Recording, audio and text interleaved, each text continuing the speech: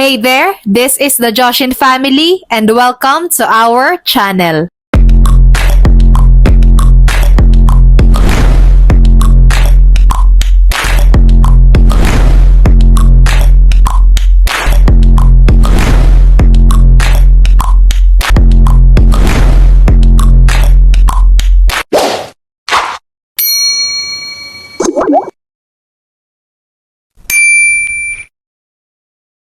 Hello mga Jai, nung Lunes, alas 7 pa lang, nasa Ayala Tower na kami. Maaga kaming pumunta sa clinic para ipa-follow up, check up si Zoe. Tapos na kasi siya sa mga medicines na binigay sa kanya nung nakaraan. And thanks God Jai, magaling na siya para akong natanggalan ng tinik sa mga oras na to Jai. Grabe, iba talaga yung stress kapag may sakit yung mga kiddos ko Jai. Pagka-uwi namin Jai, ayan na naman siya sa kakulitan niya. At ang napagtripan niyang laruin ay yung palit ko, Jai. Gusto ko na lang talagang umiyak, Jai.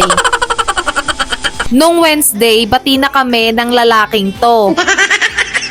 Nagtalo nga kami at hindi nagpansinan ng ilang araw at kagabi nga may pa-surprise yan siya na bracelet na binili niya sa Pandora. Wow! O, diba? Ang haba ng hair ko, Jai.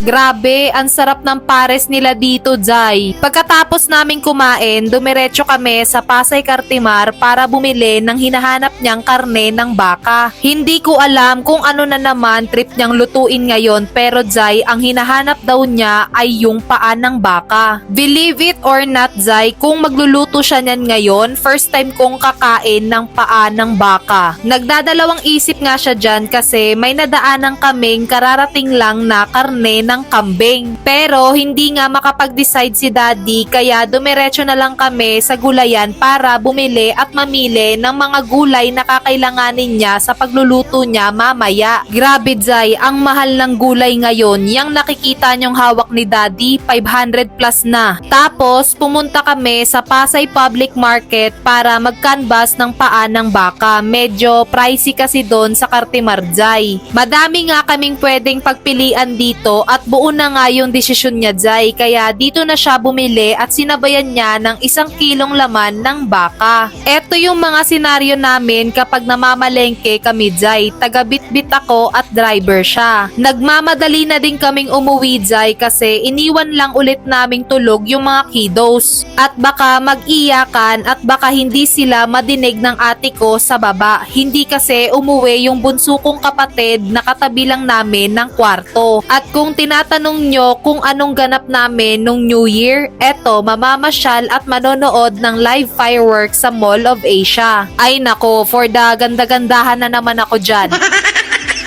Eto yung first time naming manonood ng live fireworks together mga Jai. Kaya sobrang excited talaga namin. Pagdating namin sa MOA by the Bay, Jai, ang daming tao. As in grabe. Naiintindihan kong New Year pero di ko ine-expect na ganito karaming tao. Etong pila na to Jai, pila yan sa The Pods. Grabe, ang haba niyan. Tapos lahat ng mga rides dito, ang hahaba din ng pila. Eto yung pinakasentro ng MOA by the Bay at kita mo yan Jai, dagsaan. Meron nga dito nagdala na ng mga inflatable bed, picnic mat at yung iba nga nagbaon na at dito na naghapunan. At ayun Jai, nakita na namin yung stage kung saan gaganapin yung countdown pero alas 9 pa lang ng mga oras na to kaya naghanap muna kami ng makakain. Jai, pati lahat ng mga food stall dito ang hahaba ng pila, lalo na yung potato corner at popcorn. Pero dito sa pinilahan namin, maikli lang at mabilis ang usad ng pila. Tapos wala na talaga mapwestuhan Jai, kaya dito na lang kami sa sulok umupo at Jai, nag-enjoy naman kami kasi para kaming nagpipiknik. Pagkatapos naming kumain, nag-ikot-ikot kami at Jai, ang layo ng narating namin. Pagod na pagod at ang sakit ng mga paa namin sa kakalakad. Tapos yung mga convenience store dito Jai, ang hahaba din ng pila. Buti na lang, etong Alphamart Jai, walang masyadong tao. Pagpasok nga namin, nag-turn on si Kuya Zion. Paano nadinig niya yung isa sa mga favorite song niya.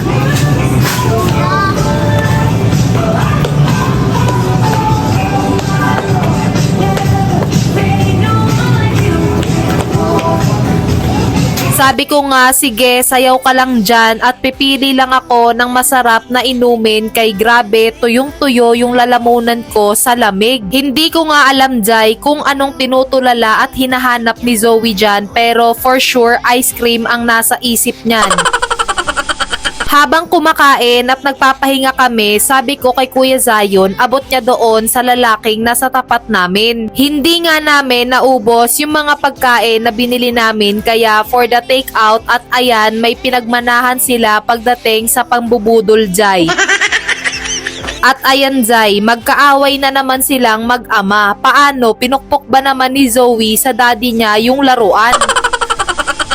Sa mga oras na to, 7 minutes na lang at magbabagong taon na, Zay. At isishare ko sa inyo kung gaano kaganda yung nasaksihan naming live fireworks, Zay.